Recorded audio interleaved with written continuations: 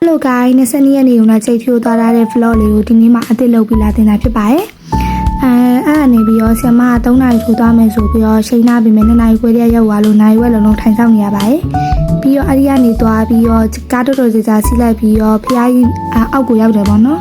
အဲ့နေပြီးတော့တောင်တက်ကစီးပါတယ်ပြီးတော့ဖျားကြီးရင်မြင်တော့ကုန်းမော်တော့ရောက်ပြီပေါ့နော်ရင်မြင်တော့ပေါ်တော့မရောက်သေးပါဘူးအဲ့နေပြီးတော့လမ်းလျှောက်ပြီးတော့အမလာတဲ့တပုံငိုင်းမယ်ဆိုပြီးတော့လမ်းချောင်းထောင်ပါတယ်အဲ့နေပြီးတော့ဈေးတဲ့နေရှိပါတယ်ဈေးတဲ့နေတစ်ချောက်လဲလူတွေအများကြီးပဲပေါ့နော်အမဈေးရဲ့ကြီးရပေါ့နော်ဈေးကတော့တော်တော်ကြီးပါတယ်ဆီယမတွေလည်းပါတယ်ပေါ့နော်အနောက်ကနေပြီးတော့တချို့ဖွဲ့ဆိုဘယ်ရောက်မှန်းတော့မသိပါဘူးအဲ့နေပဲလာဆိုပြီးသွားပါတယ်သွားတော့အမ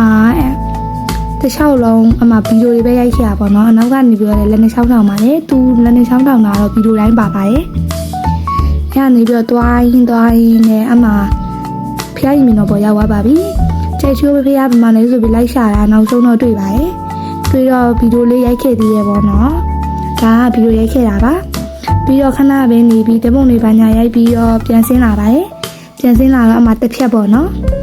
ပြန်ဆင်းလာပြီးတော့ထမင်းစားနာရမယ်ထမင်းစားနာတဲ့နေရာရှာပြီးတော့ထမင်းစားနာပါတယ်နားပြီးတော့ထိုင်တော်မူဖျားသွားတဲ့အချိန်မှာအဲ့လိုကားလေးနဲ့စီးရတာပေါ့နော်စီးပြီးတော့တောင်ပေါ်တက်ရတာပါတယောက်ကို1000ပဲရှိပါတယ်အသွားပြင်နေမှာ2000ပါ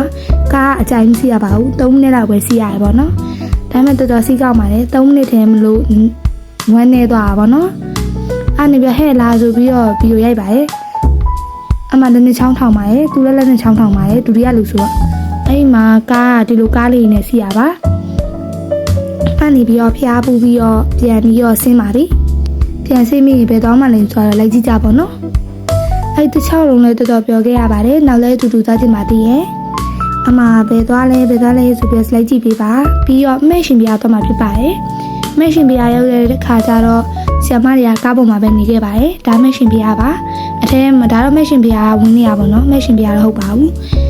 တငယ်ချင်းတွေပုံမပါလို့ဆိုပြီးလာဟဲ့လို့ခေါ်ပြီးတော့ရိုက်ပါတယ်မင်းကအရက်ပူရငါ့အောင်ပေးဆိုပြီးတော့ယူသွားပါတယ်